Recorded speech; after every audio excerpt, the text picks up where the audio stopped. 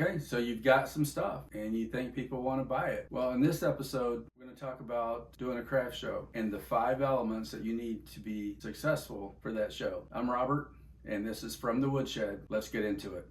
Okay, before you think about setting up, think about when you go to a craft show or a market somewhere, what grabs your attention, okay? For myself, when I walk into any craft show, I do a pretty visual scan of the whole place. And because I'm a woodworker, I'm always kind of looking for where are the woodworking shops, who's got things that they've made out of wood, all right? And so maybe I can spot them when I walk in, maybe not. But what that does is it gives me a little bit of anticipation to find that particular booth. And so as I'm walking around looking at other things, I'm building up this internal, exciting, can't wait to get to that booth to see what they have. So if you think about it a little bit that way, here's the very first thing you need to do, and that's plan your booth layout. Okay, first of all, you need to make sure that your booth is inviting. How do you do that? Make it colorful, make it neat. Okay, do some colors that blend. Okay, if it's Christmas or St. Patrick's Day or it's Valentine's Day, try to decorate a little bit in that kind of a theme as well. And that'll help attract people because that's kind of the mood that they're in. The next thing you can do is showcase some of your really cool stuff. If I've got a really nice bandsaw box that I made, I'm going to put that up on maybe a shelf or up in a display that's about eye level as people walk by, or that people can see kind of from a distance. I mean, that's the one thing that I want people to see, and that's going to attract them to the booth. And once they're there, they can see all the other things that you have. The other thing you want to do is utilize your vertical space. Most of the time, you're going to get a spot that's 10 by 10. Okay, and you might think, well, gee, I get a 6-foot table or a 10-foot table, and that's all I have is that much room. But essentially, you got a 10 by 10 square foot of space that also goes up towards the ceiling. So utilize that, okay? Get your tables, set up some shelves. Maybe you get some milk crates and you use to display items inside of those. But create different levels so that people can see them from a variety of places. If someone's got to walk into your booth and they're looking down to see items, they literally have to walk into your booth to do that, okay? However, if they're walking down the aisle, it's possible that as they look over, they can scan and see some things, go, oh, that looks pretty interesting, all right? So I'm gonna go and walk into that booth. Get some displays, get something that you can hang your items on, or if you need to create a wall to hang things with. Again, you don't have to spend a lot of money doing this. Okay, like I said, you can get some milk cartons, you can create shelves that way, but create different levels. Set up everything in my backyard, okay? I kind of marked out a 10 by 10 foot area, and I put up 3 tables and I moved them around to see, okay, does this give me more room? If I want to showcase some of my wall art, I need a place to hang those. So I've got to figure out where am I going to put those. And if I've got other things that I want, I've got cutting boards I want to put on this table, and I've got bandsaw boxes I want to put over on this table, then I've got to find ways to utilize my vertical space as well. Keep in mind, the space is pretty small if you think about a 10 by 10.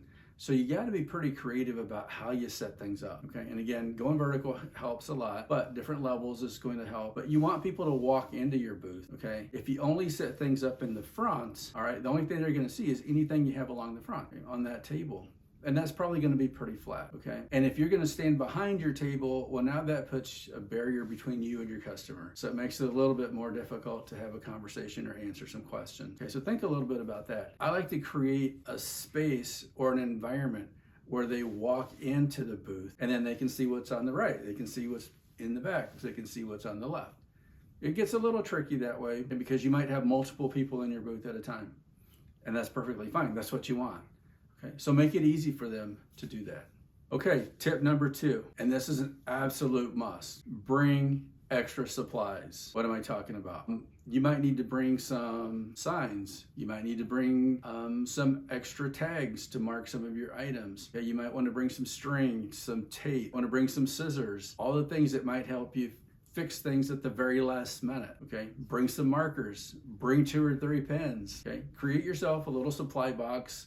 You can go to Ace Hardware, pick up a little toolbox and put in all your little essential things like that and take that with you everywhere. Pack it and leave it. Don't use that stuff. That way you always have it. And get yourself some stickers that are self-adhesive. So if you need to change something right away, it's pretty easy to do that. You don't got to fumble around with taping it on, things like that. Sales tools. What do I mean by that? Somebody walks in, they want to buy something, they might give you cash. So make sure you bring a little bit of cash money in case somebody wants to make change, all right? Maybe all your people are just going to use a credit card. So be sure you have a credit card reader, a feature from my bank, which is an app. Okay, it's called Zealot. Okay, it's a little bit of an offshoot of Zelle, all right? But I can actually download the app. I can use my phone as a card reader, and people don't have any issues taking their card, tapping my phone, and making a transaction that way.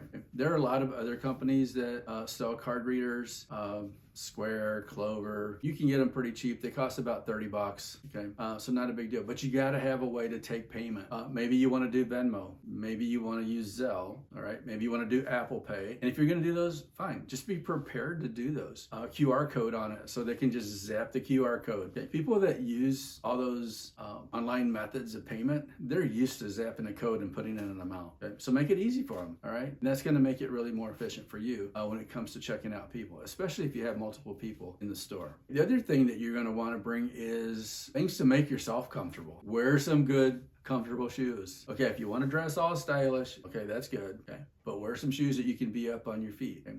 One of the things that I see a lot when I go to craft shows, it's a little bit of a pet peeve of mine, is I see people sitting in the corner in a chair, their hands crossed like this, and it doesn't look like a very inviting spot to go. So I just kind of walk by. Doesn't mean you shouldn't have a chair or a stool, something you can sit on when the traffic's kind of slow. All right, you definitely need that. Okay, make sure you bring yourself something to drink, maybe a little cooler bag of some snacks, some pretzels or some trail mix or something like that. Something to get you through the day, because you're not always going to have a chance to go run to the snack shop, or there aren't any vendors walking around selling food and drinks. All right, so bring that stuff with you, make yourself nice and comfortable.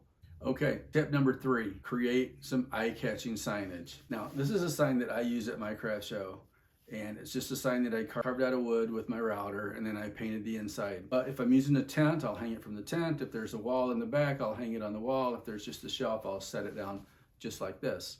If you've got the means of, maybe it's a tablecloth that has your logo on it, okay? Or maybe it's just a creative poster that you made that's pretty colorful and that's got your business name on it, or something like that. You need something that's a little bit of a visual eye catcher. You don't have to spend a lot of money at first, okay, as you're just starting out. But it's a pretty nice investment later. You know, I've seen some really nice table covers that have logos that are printed on people's tablecloths, and I think that looks pretty sharp. Only problem with that is that they are down here, right? And the only way people see it, if they're walking down the aisle, and they might see it down front. You kind of need something that's up here, something that someone from that aisle over there can see. If they see "From the Woodshed" sign 2 aisles over, they're going to wonder, gee, I wonder what that is. Go check it out. You want to make sure also that in terms of signage that you have things marked appropriately. And what I mean by that is that everything is marked, okay? Take the time the week before, the night before, whatever you're gonna use to put prices on your items, get them done early. Because once you get there, you're a little bit scrambling, trying to set up, trying to get things open. The last thing you wanna do is start making prices, okay, or price tags. So do that ahead of time. Anything you can do ahead of time is always gonna save you a lot of headache later, okay? I like to use my own printed tags that I've made on a Cricut. And on one side, it has like "From the Woodshed." So it'll have my company name on it, and it'll have some contact information. And then on the back, I'll write whatever the price is. And that's the way I like to do it. But all of my price tags are exactly the same. I know you can go to Walmart or any of the dollar stores and you can buy like a whole package of stick-on multicolored stickers. People use them for garage sales all the time, and they have their place. Here's what I'm going to say about that. If you're going to use those, use the same color for everything. And this is why. What if you decide to run a sale on something? Red tag sale or red price sale. Anything with the red tags, $5, okay? Or whatever your price is, doesn't matter. But that's going to differentiate from all of your regular priced items to here's what's on sale, or here's the bonus item. Everything with the red tags, 3 for $5, easy. Okay, so you don't have to do a lot of explaining to people. You make one little poster, you make one sign, you put a little red sticker on it. Say, hey, anything with a red sticker on it's half off, easy. But if you use multiple colors on all your things, it's pretty hard to do that. The other thing to think about too at craft shows, sometimes people want to haggle about price. I feel like if you go to a flea market, people kind of expect that the price is negotiable. But think about it, a craft show is like, hey, you're bringing the stuff that you've made. You spent time making it, you spent money to make it or build it, whatever it is that you made, and you put your creative energy into it. Okay, so stick to whatever your price is. If someone says, hey, I'll give you X for it, you say, no, I appreciate that, but the price is whatever the price. So don't cheat yourself there. Little pro tip. The other thing that you can do is promotion. I know you're going to a craft show. Get on your Instagram page or your Facebook page if you have any of those and send out something to anybody that follows you. Hey, do you guys know that there's a craft show at Sam's Farm this weekend or next weekend? I'm going to have a booth there. You guys ought to come out, and then send them a snapshot of directions. Okay. Most of the time, if you're going to go to a craft show, the people that are hosting it might give you some promo material. They also might give you a picture of directions that they're going to send out. They'll start promoting it too. And if you see that, just simply forward it to your people. Let as many people know. You certainly, because you want your friends there. I know when I do shows, I love it when my friends show up. It helps me kind of relax a little bit. And they like looking at your stuff too. They might not buy anything, but that's okay. It's nice to be able to have a conversation with people that you know. The last thing I'm going to say about some social media is if you have a website, if you have an Instagram page, if you have a Facebook page, and you want people to go to those, put some signage out somehow on your table. I have business cards that I make myself, and on the back is every one of my contact info. And so when people walk by and they're looking at things, I'll pick up a card and say, hey, here's my card. Check out some other things that I make, all right? You may never hear from these people, but that card probably cost me a penny or two. But what you've done is you've created a potential buyer, okay? And maybe they don't want anything later. Maybe they give it to somebody else. You never know. But I would say if you can make some business cards, like I said, I print mine myself. And I'll make 30, 40, 50. And then as I run out, I make a few more. I know you can go to Instaprint and you can buy yourself a box of 1,000 pretty cheap, right? I mean, it just seems a little bit of overkill. Number 4, you have to engage and interact with people. It seems a little weird. You don't really want to make eye contact because people don't want you to automatically get into like sales mode. Let them walk in. If they're looking at your stuff, just acknowledge them. Hey, how are you doing? Hey, come on in. Give them a gesture that says, hey, you're welcome here.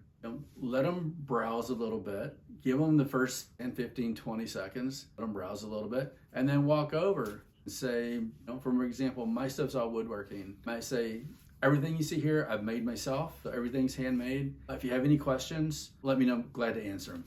That way they know that, okay, well, this guy cares about his stuff because it's all handmade. He's kind of an expert probably. So if I have questions, I'll ask. So if nothing else, you've at least started a little dialogue with them and they know that it's okay to ask questions and that you're not going to be perturbed by it. I like to look at like what people wear, if they've got a hat on or a sweatshirt on, maybe it's a school logo they've got on their shirt or something. I might strike up a conversation about that. It doesn't always have to be about what you're selling. It's all about the human interaction that people have. The more comfortable people are, the more willing they are to stay a little longer. And the longer they stay, the more willing they might be to buy something. Engaging when somebody walks in, make them feel pretty welcome. The next thing about being engaging and interacting is, be prepared to answer some questions. For example, I use a lot of domestic woods and I use a lot of hardwoods as well when I make cutting boards. And so people might ask me, hey, how do I take care of this? Or what's the difference between hardwoods and softwoods? Why are some of these woods different colors? As long as you're knowledgeable about your subject area or the items that you're selling, you won't have any trouble with this. But anticipate some of those questions because you don't want to stumble all over yourself. Oh, gee, I don't know. What is that wood made of? So again, just prepare a little bit or don't be shocked if people ask questions. Remember, when they walk into your booth, you're the expert and they're kind of expecting that you're going to have some answers. And I guess the next thing about being in your booth as it relates to engaging in interaction is kind of stay busy. I mentioned this earlier about sitting in the corner of your booth, and just sitting there scrolling your phone. That's the biggest turnoff to people because they walk in, they want to know that they're the center of attention. That's just the way people are. While people are looking around, walk around, shift some things over. If I sell an item on this table, I might want to rearrange a little bit so the table doesn't look so empty. Maybe I notice that people are interested in a little bit more of this item, so I might take a few more of those extra things out and put those out on display. Just walk around and double check that everything looks good. Little things like that kind of help keep your booth nice and refreshed. I've been to some craft shows where you walk in at the very end, everybody's sold stuff, and you walk in and like, okay, well there's a big empty space there on that table and there's nothing on that wall over there, and things look like they're all kind of in shambles over here. To me, that kind of looks like, okay, the good stuff's kind of been picked over, nothing here I want. Item number 5, do some marketing and some networking. What am I talking about? Like I said earlier, if you get a chance to promote some of your items or maybe the show that you're at, send that out on multimedia first, start on social media. If you can't get a few people there, at least that you know. Most of the time your friends will come out and support you a little bit. Next thing is make friends with the person that's got the booth next to you. Over and look at their stuff. Compliment them on the way they set things up. Ask them some questions. I've made several great acquaintances with people that I've been sitting next to. The thing is they're there for the same reason as you.